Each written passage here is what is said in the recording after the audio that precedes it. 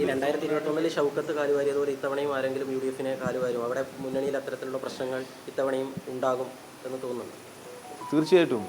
അതായത് സർവ്വസ്വീകാര്യനായ ഒരു സ്ഥാനാർത്ഥിയെ അല്ല യു ഡി എഫ് ഇവിടെ നിർത്തിയിരിക്കുന്നത്. അതാണ് നമ്മൾ മനസ്സിലാക്കേണ്ടത്. യു ഡി എഫിനെ പിന്തുണയ്ക്കുന്ന ഘടകങ്ങളുടെ സ്വീകാര്യത, സർവ്വസ്വീകാര്യതയുള്ള ഒരു സ്ഥാനാർത്ഥിയല്ല ഇവിടെ ഇപ്പോൾ മത്സരിക്കുന്നത്. സ്ഥാനാർത്ഥി പ്രഖ്യാപനത്തോടു കൂടി തന്നെ യു ഡി എഫിൻ്റെ ഏറ്റവും വലിയ തുരുപ്പി സീറ്റായിട്ട് അവർ കണ്ടിരുന്ന ആരെയാണ്? അൻവറിനെയാണ്. അപ്പോൾ ട്രംപ് കാർഡിൻ്റെ മൂല്യം കുറഞ്ഞ ഒന്നാണെന്നുള്ള സ്ഥിതി വന്നല്ലോ ഈ യു ഡി എഫിന്. അപ്പോൾ യു ഡി എഫിനെ ഇവിടെ കാണിച്ച അമിത ആത്മവിശ്വാസമുണ്ട്. വലിയ തരത്തിൽ അവർ എളുപ്പത്തിൽ നോമിനേഷൻ കൊടുത്താൽ പിന്നെ ജയിച്ച സർട്ടിഫിക്കറ്റ് വാങ്ങാൻ പോയാൽ മതി എന്നുള്ള നിലയിലാണ് യു ഡി എഫ് പെരുമാറി തുടങ്ങിയത്. പക്ഷേ അതിന് 24 മണിക്കൂറിൻ്റെ ആയുസില്ല എന്നുള്ളതാണ്. അപ്പോൾ യു ഡി അത് വരുന്നൊരു സാഹചര്യത്തിൽ നമുക്ക് നോക്കി പറയാം. എന്താണ് നമുക്കിപ്പോൾ ഈ യു ഡി എഫിനകത്തുള്ള പലതരം പടലപ്പിണക്കങ്ങളുണ്ടല്ലോ, അതും കൂടി ഒന്ന് നോക്കിയിട്ട് നമുക്ക് സംബന്ധിച്ച് കൂടുതൽ കാര്യങ്ങൾ വ്യക്തമാവും. തീർച്ചയായിട്ടും അങ്ങനെയാണ് നമ്മളത് പ്രഖ്യാപിക്കുക. നമ്മൾ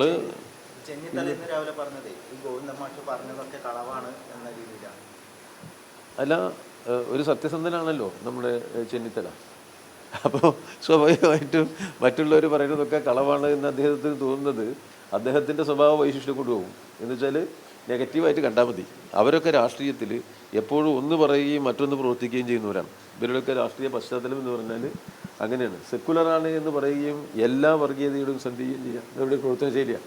ഇവിടെയും ഈ നിലമ്പൂരിലും ഇവരിപ്പോൾ ശ്രമിക്കുന്നത് എന്താ? പൂർണ്ണമായ വർഗീയവൽക്കരണം ലക്ഷ്യം വെച്ചുകൊണ്ടാണ് അവർ പ്രവർത്തിക്കുന്നത്.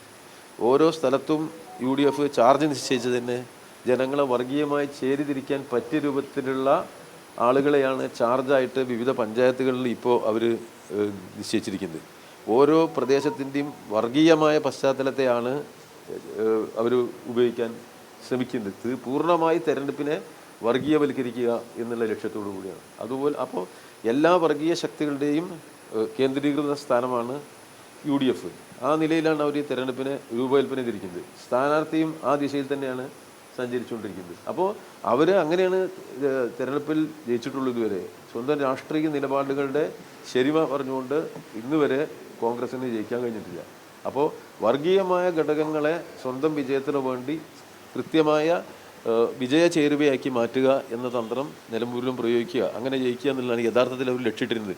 അതുകൊണ്ടൊന്നും കാര്യം നടക്കില്ല എന്നുള്ള നിലയ്ക്ക് യു ഡി എഫ് ക്യാമ്പിനകത്ത് വലിയ തർക്കങ്ങൾ രൂപപ്പെട്ടിരിക്കുകയാണ്. അവർ വലിയ ആത്മവിശ്വാസത്തോടു കൂടി സ്ഥാനാർത്ഥിയെ പ്രഖ്യാപിച്ചതിൻ്റെ 24 മണിക്കൂർ തികയുന്നതിന് മുമ്പ് തന്നെ അവരിലെ ഒരു പ്രധാന ശക്തി, ഒരു ഘടകം വന്ന് നേരെ പത്രസമ്മേളനം നടത്തുന്ന നമ്മളെല്ലാവരും കണ്ടല്ലോ. അപ്പോൾ യു ഡി എഫ് പറഞ്ഞതുപോലെ സുലളിതമല്ല കാര്യങ്ങൾ എന്ന് വ്യക്തമായി.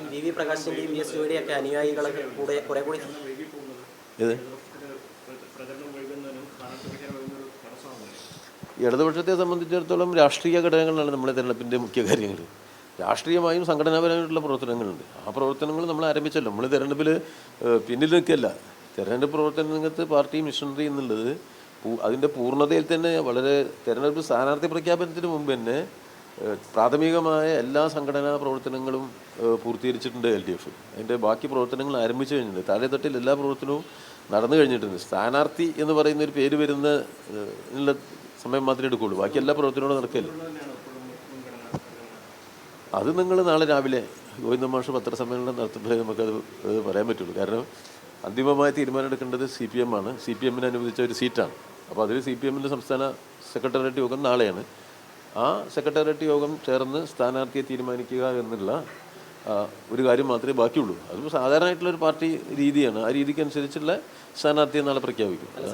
രാഷ്ട്രീയ അടിത്തറയുണ്ട്, കുഞ്ഞാലിയുടെ മണ്ഡലം എന്നൊക്കെ പറയുന്നുണ്ടെങ്കിൽ എന്തുകൊണ്ട് ചിഹ്നത്തിൽ മത്സരിച്ചുകൂടെ? അക്കാര്യത്തിൽ എന്തുകൊണ്ട് ഒരു അവ്യക്തത നിലനിർത്തുന്നു എന്ന ചോദ്യമാണ് യു ഡി എഫ് ഉന്നയിക്കുന്നത്. അല്ല, നിങ്ങൾ ചോദ്യത്തിൽ ഉന്നയിച്ച രീതിയിലല്ലല്ലോ നമ്മൾ ഒരു തെരഞ്ഞെടുപ്പിലെ പ്രധാനപ്പെട്ട ഘടകം എന്താ? തെരഞ്ഞെടുപ്പിൽ നമുക്ക് ജയിക്കണം.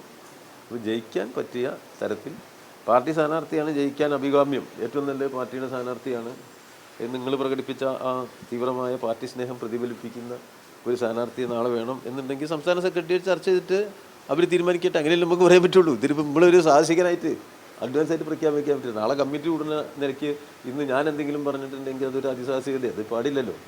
അപ്പോൾ എന്നെ അങ്ങനെ ബുദ്ധിമുട്ടിക്കരുത്. പക്ഷേ നമ്മൾ കാണേണ്ട ഒരു കാര്യം നമുക്ക് നാളെ ചർച്ച ചെയ്ത് തീരുമാനിക്കാം.